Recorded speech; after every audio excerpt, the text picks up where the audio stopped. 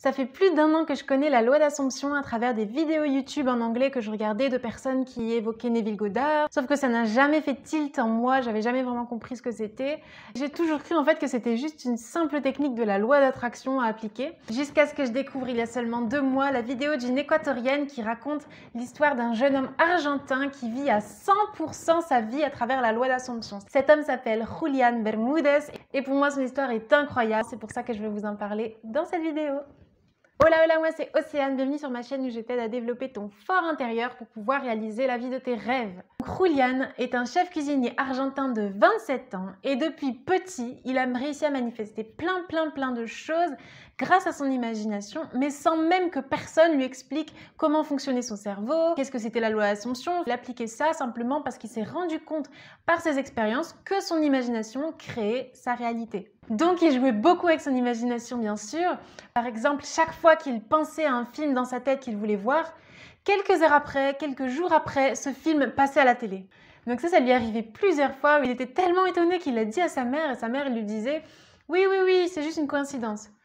Sauf que lui, il était là, mais comment ça peut être une coïncidence si ça arrive autant de fois ? Mais finalement, ce genre de manifestation, c'est pas quelque chose d'exceptionnel parce que tout le monde l'a déjà fait. Le mieux, bien sûr, c'est de prendre conscience qu'on a le contrôle sur tout ça. À partir de là, et à partir de plein d'expériences comme ça, il commence à expérimenter ça réellement pour des choses un peu plus grandes. À l'âge de 6 ans, Julián pesait 148 kilos. Donc il était littéralement obèse et ça a été un énorme traumatisme dans sa vie, bien sûr. Énormément de moqueries, beaucoup de harcèlement à l'école, etc. Jusqu'à ce qu'au début de son adolescence, il commence à comprendre réellement son pouvoir d'imagination. À partir de ce moment-là, il change complètement ses pensées.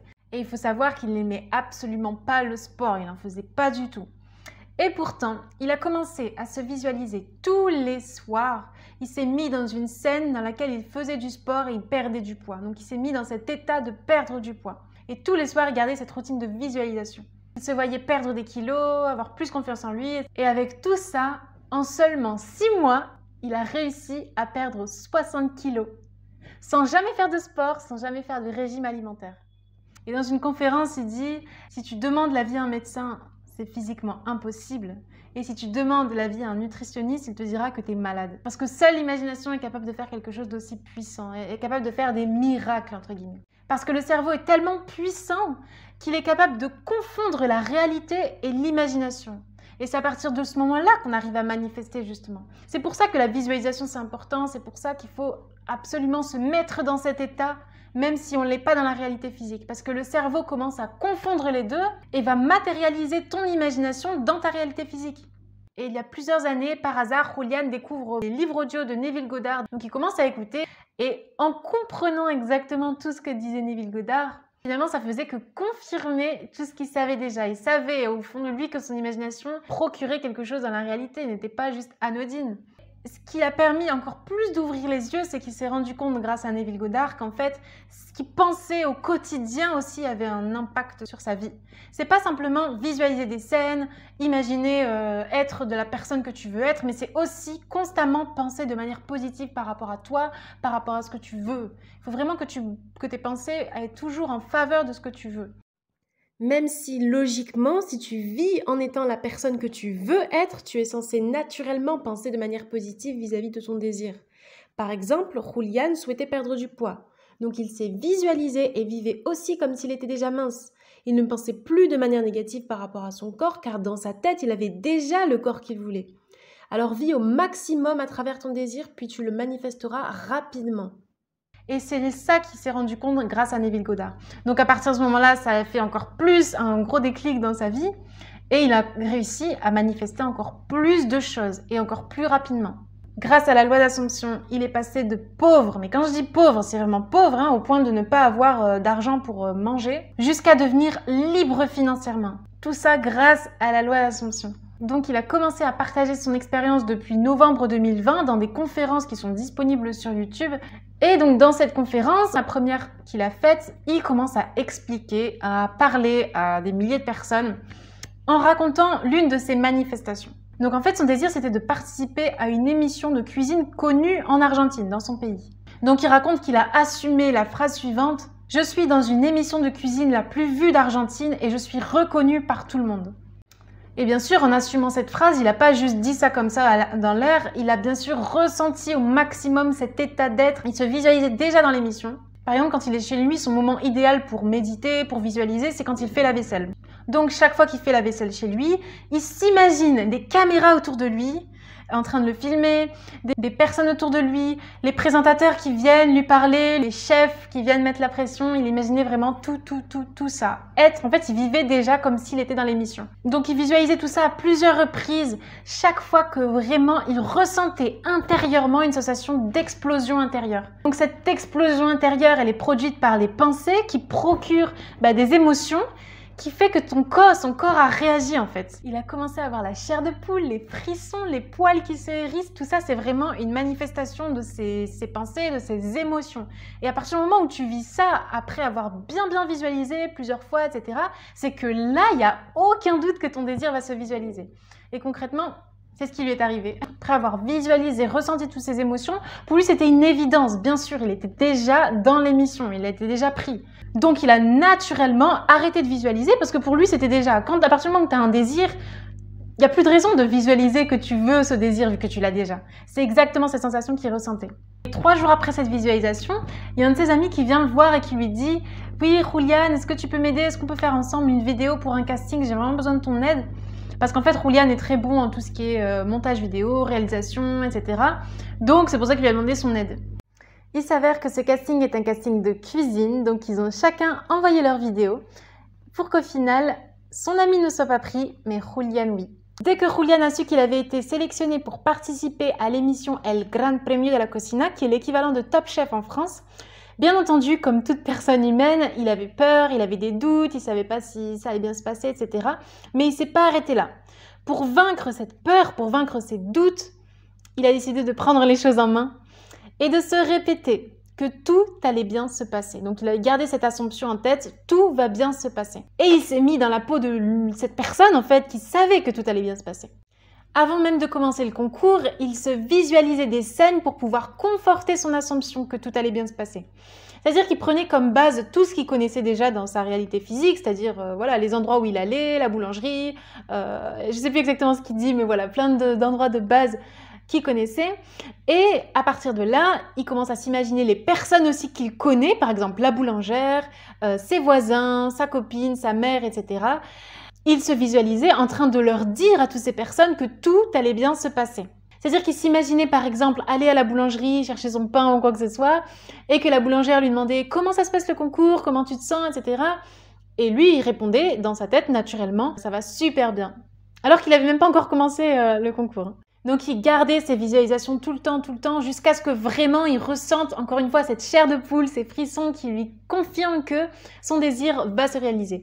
Et tout ça, en fait, il explique dans une conférence qui a eu lieu avant même qu'il commence le concours, avant même qu'il connaisse les candidats. Et dans cette conférence, il assume publiquement « Je vais gagner ce concours ». Et je dis pas ça juste comme ça, c'est ma réalité et je veux que tout ça soit documenté. Je vous laisse imaginer le gars super sûr de lui. C'est sûr qu'il faut avoir un mental de fou pour oser dire publiquement quelque chose qui ne s'est même pas encore passé dans la réalité physique à plus de 1000 personnes qui connaissaient même pas. C'est quand même fort. Donc c'est sûr qu'une personne lambda, rationnelle, va le prendre pour un fou. Mais ces 1000 personnes qui l'écoutaient, c'était des personnes qui connaissent la loi de l'Assomption. Donc bien sûr qu'ils ne le prennent pas pour un fou parce que à partir du moment où une personne est sûre de son assomption, à partir du moment où elle a un mental aussi fort, il n'y a pas de raison que ça ne se passe pas. Donc l'émission commence, ils ont des épreuves en groupe ou seuls, et dès le premier jour de l'émission, pour lui, pour Julian, c'était déjà un gagnant. Il n'était vraiment pas venu juste pour participer, mais pour gagner, et il le savait. Se créer des assumptions en se disant « je suis le gagnant, j'ai gagné », etc.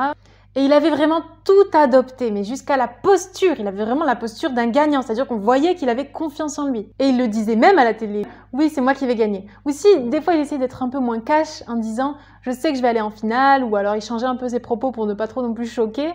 Mais dans sa tête, c'était quand même un gagnant. Et à chaque épreuve, quand les candidats doivent donner le plat qu'ils ont cuisiné, le jury demande à chaque fois « qu'est-ce que tu penses de ton plat ?»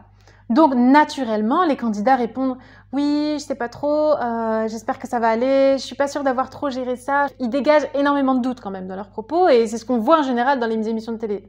Julian, avec son attitude de gagnant, ah non mais lui, il pensait pas du tout comme ça. Lui, Même s'il pouvait avoir des doutes, oui, mais il contrôlait ses pensées, parce que c'est ça le but, il faut vraiment contrôler ses pensées, il faut toujours aller en faveur de ce que tu veux. Donc dans son personnage de gagnant, il parlait aussi comme un gagnant. Lui, il répondait « c'est super bon, je suis vraiment super content de ce que j'ai fait ». Il allait même jusqu'à dire « c'est le meilleur plat que vous ayez jamais goûté de votre vie ». Et dans un épisode, il y a un membre du jury, une femme qui lui dit « c'est vrai que ton plat est super bon, je peux pas le nier, mais il va falloir que tu sois un peu plus modeste quand même si tu veux gagner ».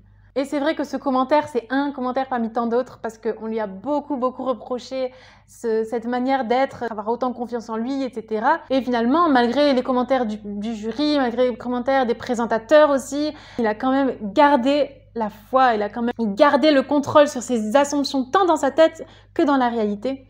Par exemple, il y a des épreuves où il a donné au jury du poulet cru à l'intérieur, du riz qui n'était pas assez bien cuit, du gâteau pas cuit du tout. Vraiment, il y a des épreuves où c'était vraiment une catastrophe. Et à plusieurs reprises, il a même fait pire que tous les autres candidats. Pourtant, c'était toujours les autres qui partaient. Et ça, c'est pas du tout une coïncidence. Il y a juste une fois dans l'émission où il était sur le point de partir, tout se jouait entre lui et un autre candidat. Et à ce moment-là, bien sûr, quand on est sur le point de partir, quand il y a ce stress, il y a cette pression, tu ne sais pas si tu vas pouvoir continuer l'aventure ou non, naturellement, tu commences à être défaitiste et tu te dis « Oh non, j'ai fait tout ça pour rien, la loi fonctionne pas, j'ai imaginé tout ça pour rien, je vais partir. » Non, Julián, jamais il a pensé comme ça. Julián, il continuait dans son état de gagnant. Il se disait « Je vais gagner, je vais gagner, je vais gagner. » Et il se répétait « Tout va bien se passer, tout est toujours en ma faveur. » C'est la phrase qui se répétait à ce moment-là. Et en fait, il fallait que l'autre candidat ait 26 points à l'épreuve pour que Julián quitte l'aventure. Bien sûr, ça s'est pas passé comme ça.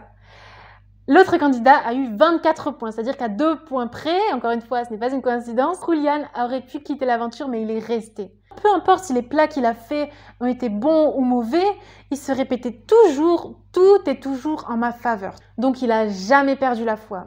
Sa parole était toujours impeccable. Même chaque fois qu'on lui demandait « Est-ce que tu penses pouvoir arriver à la finale ?» il répondait « Oui, oui, oui ». À chaque fois, il voyait les choses de manière positive. Parce que pourquoi se mettre du négatif dans la tête? Pourquoi se dire « Si je perds ?» Non, parce que automatiquement, ton cerveau, il va commencer à penser qu'il y a un risque que tu perdes. Mais non, il ne faut pas perdre la foi du fait que tu vas gagner. Donc lui, il gardait cette foi. Il gardait ce mental. Il gardait cette parole impeccable. Et c'est grâce à ça qu'il a réussi à arriver en finale. Parce que oui, il est arrivé en finale.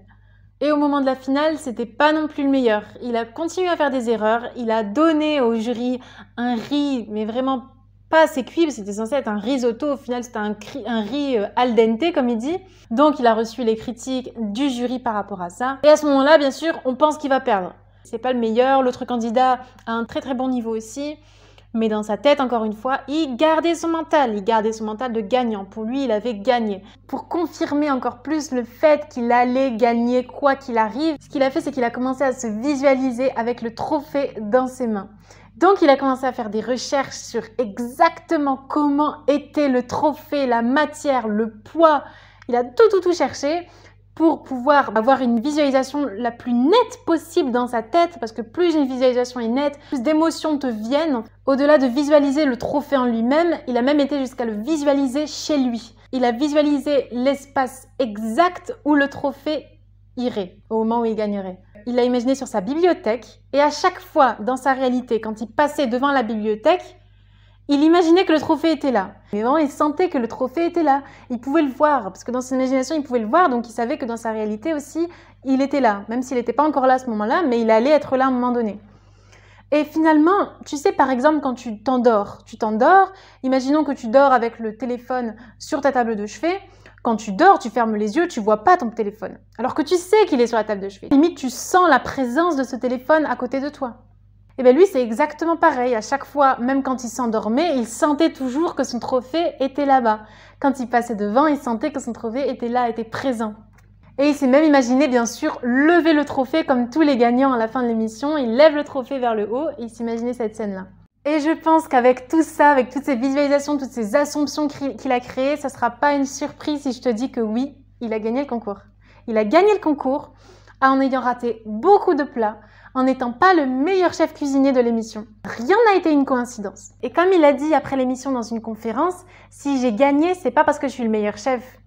C'est parce que j'ai été le seul parmi tous les autres candidats à avoir fait l'exercice de me visualiser en tant que gagnant. C'est-à-dire que oui, il a complètement appliqué la loi d'Assomption, les conseils de Neville Goddard. Grâce à la loi d'Assomption, il s'est jamais laissé aller par son ego, malgré les critiques, malgré ce que pouvaient leur dire les gens, etc., malgré ses plats ratés. Non, il a toujours gardé le focus. Il était la personne qui allait gagner sans même avoir déjà gagné. Et par l'expérience de Julián, on se rend compte que finalement, quand tu cherches à manifester quelque chose, quand tu veux réaliser un désir, peu importe les obstacles, les contrastes que tu vas voir dans ta réalité physique, ça ne déterminera pas le résultat. Même si ces contrastes te montrent des choses contraires à ce que tu veux atteindre, n'abandonne pas du tout. Il faut que tu continues et que tu persistes à assumer, à visualiser ton désir, que tu continues à voir l'objectif que tu veux atteindre. Et surtout à te sentir être la personne qui a déjà atteint ce désir, parce que ce désir, que tu le crois ou non, il est déjà atteint, il est déjà réalisé. Il faut juste que tu y crois à 100%, et bien entendu, à ce moment-là, ça va se réaliser, quoi qu'il arrive. Même si tu penses, même si tu vois des problèmes, des obstacles qui viennent te couper la route, non, dans tous les cas, ça n'empêche pas que ça va arriver, comme ce qui est arrivé à Julián finalement. Donc tout ça pour te dire que le comment les choses vont arriver. Imaginons, toi, tu veux un désir, mais tu ne sais pas comment ça va arriver. Peu importe, ne pense même pas à comment ça va arriver, parce que dans tous les cas, à partir du moment où tu es déterminé, que tu veux absolument ton but, que tu l'imagines à fond, que tu utilises la loi d'Assomption, il n'y a aucune raison que ça ne se passe pas. D'une manière ou d'une autre, ça va se passer. Ça peut même se passer de la manière la moins prévisible possible. Quand les gens lui parlaient mal, le critiquaient, etc., lui, quoi qu'il arrive, il gardait le sourire parce qu'il savait que ce que les gens pouvaient dire ne déterminait absolument pas le résultat. Son résultat, dans tous les cas, et tout ce qu'il voulait, c'était dans sa tête. À partir du moment où c'était dans sa tête, dans son imagination, il l'a imaginé. Dans tous les cas, quoi qu'il arrive à l'extérieur, ça va être en sa faveur. Et malgré les échecs aussi, il n'a jamais été négatif envers lui-même. Il s'est jamais dit « Oui, j'ai raté mon gâteau n'est pas du tout cuit, j'ai peur de partir, etc. » Ce que dirait n'importe quel candidat, ce qui est naturel. Mais le fait de dire ça ne fait vraiment que t'enfoncer et aller à l'encontre de ton désir. Et quand la vie t'apporte des choses négatives, des problèmes, des situations désagréables, tu as deux choix dans la vie. Premier choix, tu t'énerves, tu te stresses, tu te frustres, tu rembobines la situation 1000 fois pendant des heures, des jours, des semaines, voire même des mois. Et donc, tu restes dans cet état de conscience négatif, ce qui fait que tu manifestes encore plus des choses négatives. Et après, tu te plains que tu as des problèmes. Deuxième solution, penser à ces choses négatives, comprendre, ressentir les émotions qui nous viennent naturellement, puis essayer de changer nos pensées. Créer dans notre tête, visualiser dans notre tête une situation contraire par rapport à ce qui s'est passé. Assumer que les choses vont bien se passer. Assumer que tout est toujours en ta faveur. Si tu te dis que c'est pas facile, ça va pas être facile. C'est aussi simple que ça. Il faut que tu fasses l'effort de changer ses pensées. Tout vient des pensées. Je te demande pas de faire 1000 actions pour pouvoir être positif du jour au lendemain, mais c'est simplement dans ta tête. Si tu te dis que c'est compliqué, que tu n'y arriveras pas parce que tu as toujours pensé toute ta vie négativement, automatiquement, bien entendu, ça ne sera pas facile. Si Julián a souhaité que son expérience soit documentée à travers les vidéos, les conférences qu'il donne sur YouTube, c'est simplement parce qu'il veut prouver à tout le monde que tout est possible à qui le croit. Tout est possible à toute personne qui croit en son pouvoir d'imagination. Et ce témoignage, finalement, ça n'est qu'un seul témoignage parmi tant d'autres de personnes qui réussissent dans la vie simplement grâce à leur pouvoir d'imagination. Grâce à la loi d'Assomption, il y a des personnes qui guérissent de maladies, des femmes qui pensaient ne jamais pouvoir avoir d'enfants parce que leur médecin a dit que c'était impossible pour X raisons, qui finalement réussissent après des années de lutte, réussissent rien que grâce avec la loi d'Assomption.